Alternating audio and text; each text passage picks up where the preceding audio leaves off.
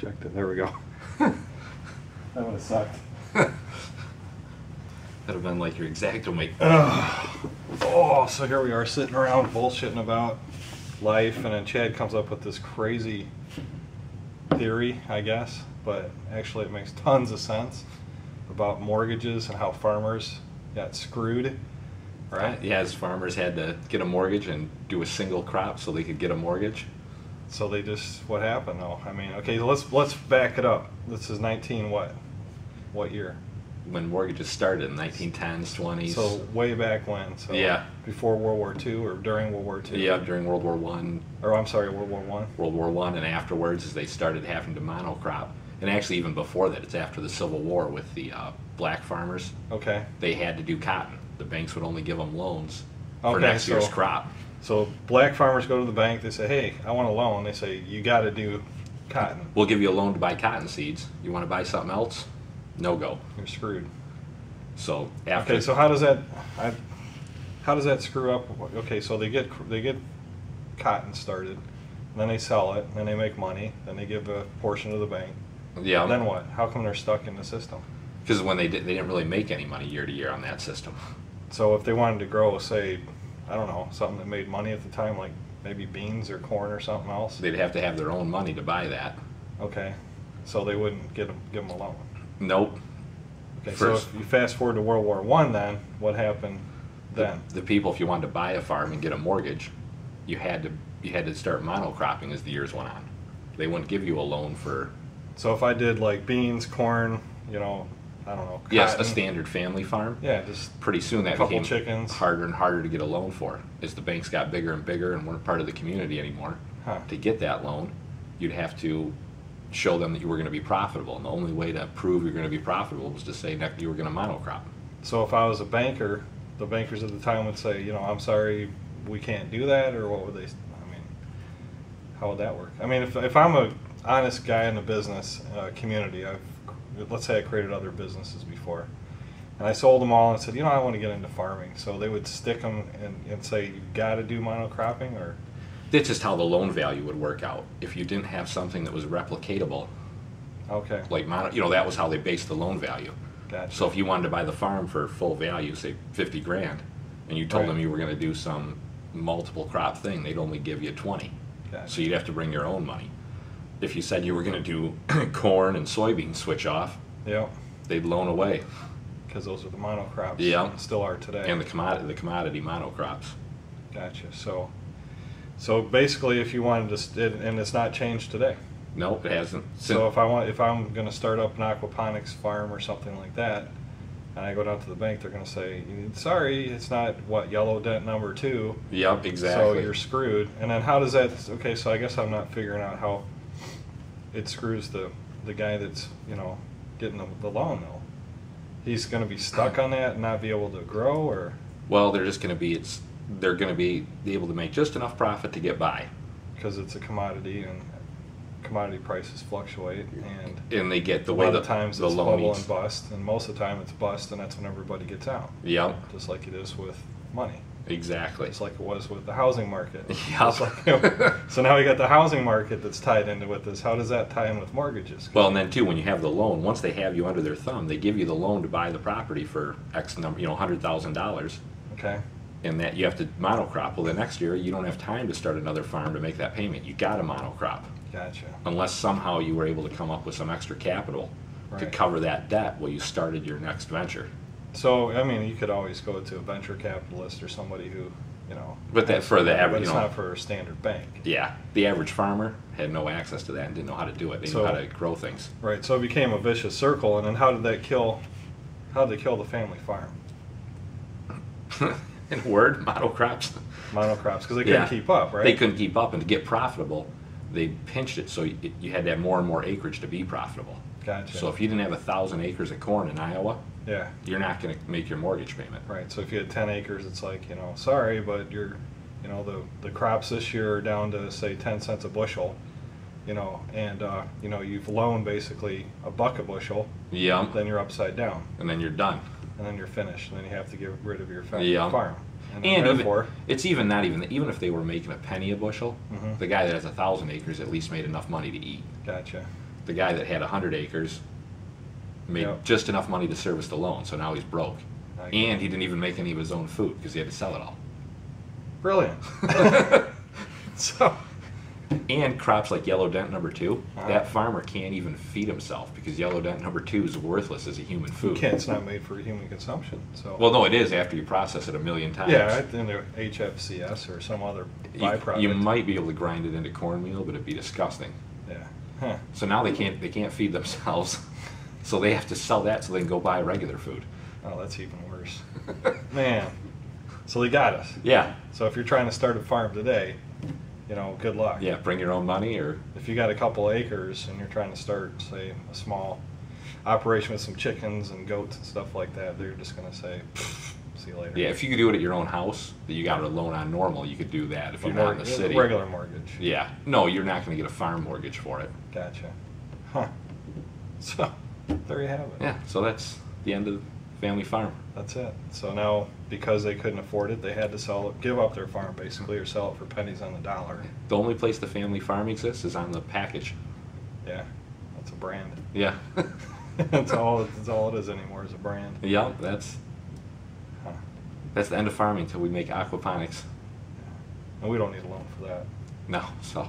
No, we'll just buy a bunch of tubs and some fish, throw a bubbler in. Well, and that's the bummer, to actually do it big. It would be nice to be able to take that to the bank and do it, but since it's not part of the government grant system, the banks wouldn't even know what we were talking about. They'd think we wanted to do weed. So yeah, Chad's actually you're pretty astute about how the whole grant system works, right? I mean, you've researched it pretty well. I've researched it, but I've never gotten one, so. You've done a lot of research for like solar. Yeah. And then is it the same thing there? Like if I was to start off, hey, you know what, I want to start a little solar company. I mean, there's no money to start a business. It's only money, and it's for the farmers that are already well established, because you have to have, the grants are complicated enough that if you're a small farm, you don't get them, and the big farm beats you there too. So they have people who professionally write the grants. They've got enough profit to hire a grant writer, and then they can add solar or gas digesters. And all that stuff subsidized. Yeah. Well, I mean, depending on the year. It's all subsidized till 2016 for 30%. Holy crap. So. And how much would it cost to hire a grant writer? $1,000 to $5,000, depending on what you're doing. It's reasonable. Yeah. But a small farmer that's only a 50-acre farmer, they're barely making it. Yeah, especially if they already have a mortgage for yellow debt number 2. 50 acres isn't going to get them much money to continue with their next project. And if they can't pay for today, they're not paying for tomorrow. So there you have it, Corona with Chad, and we're talking mortgages and just the crap that goes on with the federal banks. I mean, if you look at the loans are always favorable to the huge corporations, the huge money-making giants, and they're, the value of our dollar, I don't know if you've seen recently, but the value of our buck is down, 99% over the past 99 years, so roughly I know, roughly 1% a year.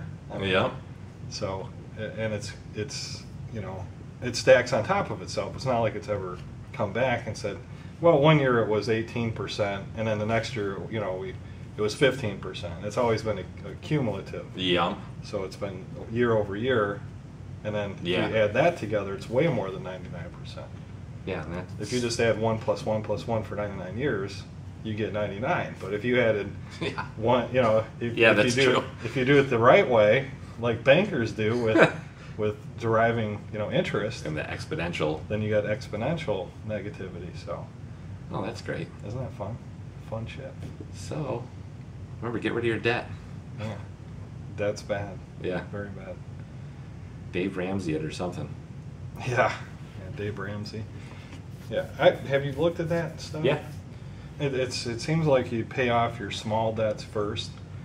I mean, they really don't care about what you... The way it works, it says it doesn't matter how much money you make and how much you owe, it'll work. What they do is, even if you're paying out 100% of your income, they said figure out a way to make 10% more. Gotcha. So if you're a low-level worker, pick up cans on the side of the road. And you put that extra 10% towards your lowest bill that you can get rid of. Yeah, they got a thing called the Snowball calculator. Yep. And then what they do is say, you pay off your smaller ones first, regardless of the interest rate, and then you take the money that you were paying for that smaller one and apply it towards your next larger or smaller one. Yeah, And then exactly. so on and so on and so on until you're to your biggest And one. if you follow it correctly, there isn't anybody that wouldn't be debt free in 10 years if you could do it. Yeah, if if you just stuck with it. Yeah. Yeah, that makes a lot of sense. And most people would be debt free in like 5 years, mortgage and all. Huh. You wouldn't need to go to the bank and say, hey, No. I need a loan for a aquaponics setup. No, and that's the bummer about debt. If you didn't have any and you wanted to do something like start a farm that had 10 different things on it, if you just did what you were doing for 2 years, you'd have the money. Yeah, that's true. Yeah, and you wouldn't have all that interest that, is, right now interest is pretty cheap, so people, and now we go to Kiyosaki, Yeah. and we say, okay, debt is cheap, so maybe we should, borrow some money. Yeah. But the problem is it's never locked into that rate. Eventually it's going to have to go up. Yeah, but if you don't have any debt, you never have, it's never a factor. That's true. You just won't be able to have it right this second. Yeah, I you mean, just wait. But when you have it, you have it. That's true. And then too, when you don't use debt, you probably buy better quality stuff, because if you saved up your own money, Right. you're like, nah, I'm not going to buy the piece of crap. Yeah, I can barely afford, let's say, this tractor, but I really want tractor B, which is, 15-20% better, but it costs 15% Yeah. more. But you'd save it up and get it because you know you're paying with your own money. You don't have to break, instead of just signing Right. on a dotted line Right. and then needed another one before that one's paid off. But doesn't that say something to the, what about those who say, well, let's use other people's money? I mean, that's, because Yeah, in 2008. America, the sad fact is you can always say, well, you can walk away. Yeah. And that's what's happened with, mortgages. But then you don't get anything, Yeah, you can. lose your tractor. Yeah, You lose your house. You lose everything you've Yeah. purchased with other people's money. Yeah, it was never yours. You were just a slave to it. Yeah, you were just doing a paper shuffle. Yeah. A numbers shuffle with the bank, basically. Yeah, there's no real reason to even, what's the point? True. So I guess there's a fine balance there. Yeah.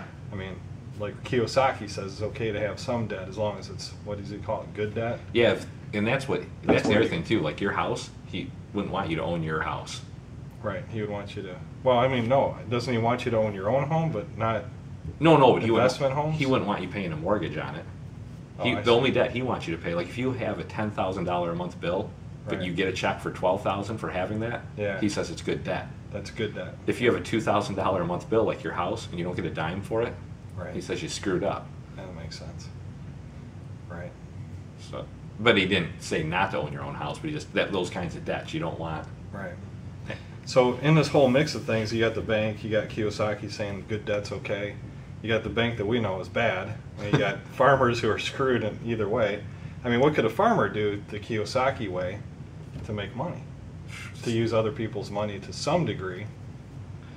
I mean, would you have to go to a venture capitalist or maybe a co-op or something? Co-ops, and we haven't done one yet. The Yeah. co-op probably the I best need way. to research that co-op. Yeah, the best probably way would be to do co-op. You get other people to pay for your stuff, as you pay for them and you as you go. Right. So if you're the marketer, Yeah. or if you're somebody who is gung-ho about how it should work, and you're the face of that particular entity, then it would make sense that people would chip in and say, okay, I don't have the marketing skills or the people skills or the referral Equipment skills or something. Yeah. So therefore, instead of going to the bank, here's some money to go ahead and get started with that, and then we'll take it back. Let's say trade. Yeah. You could always do cashless too. Yeah. Co-op. So you grow the food. Let's say we'll take this 1,000 tilapia. That's what, $7,000 roughly. Yeah. At wholesale rate, let's make it 5,000. So I need 5,000 pounds of tilapia for this $5,000. Seems like Yeah. something to that effect. Well, I think the easiest thing the farmer could do now that's cash strapped and small Mhm. is take that spare time, which is tough, and just start expanding. Get chickens. Okay, And take away an acre of that monocrop gotcha. and plant heirloom tomatoes and start going to the farmer's market. Right. The farmers markets here, I don't know about where everybody who's watching this lives, but the farmers markets here, they got all the stuff that you'd find in the grocery store. I mean, maybe there's a garlic Yeah. here or there, maybe a special, a sauce, that I they would say grow more locally. but heirloom stuff, though, that would... I've never seen a heirloom anything there. No, that's what I would suggest a farmer does, is do the heirloom Yeah. stuff, so they instead of just going, who has the cheapest tomatoes in this row? Go, who has the tastiest? Exactly. Yeah. Yeah. I mean, it seems like our farmers market's pretty much about price. Yeah. Except for the one garlic farmer who sells it for like $4 a bulb. Yeah. But he's got specialized garlic, and he's always sold out. So that tells you something. Exactly. But I thought it was pretty funny that not anybody was selling farm fresh eggs. Not one. Yeah, that's true. Nobody had farm fresh eggs. If you wanted to buy grass fed beef, you'd have to order it. It was next to impossible to get there. Yeah. The only stuff that they had that was meat there was the jerky manufacturer, the jerky maker, and that wasn't organic. No, that wasn't. It was monocrop, crap basically. But they could do what George Washington did with the tobacco. He was stuck in that farmer debt thing. I guess goes back further because George Washington. What happened with George? He was tired of growing tobacco and getting a little further in debt every year. Huh. Okay. So he had enough money because he married a rich lady. That's another good way to get money. That's probably the most secure way. He married the wealthiest widow in Virginia, and he used her money to buy a fleet of boats, and he started diversifying his crops and selling more valuable crops through the colonies. So he was more of a shipper, cargo shipper. Yeah, later in life. He switched to that and selling a varied amount of crops. And then the other thing is too, you're not stuck. If the weather kills one kind of plant, right. Early frost will kill all your apples if you're just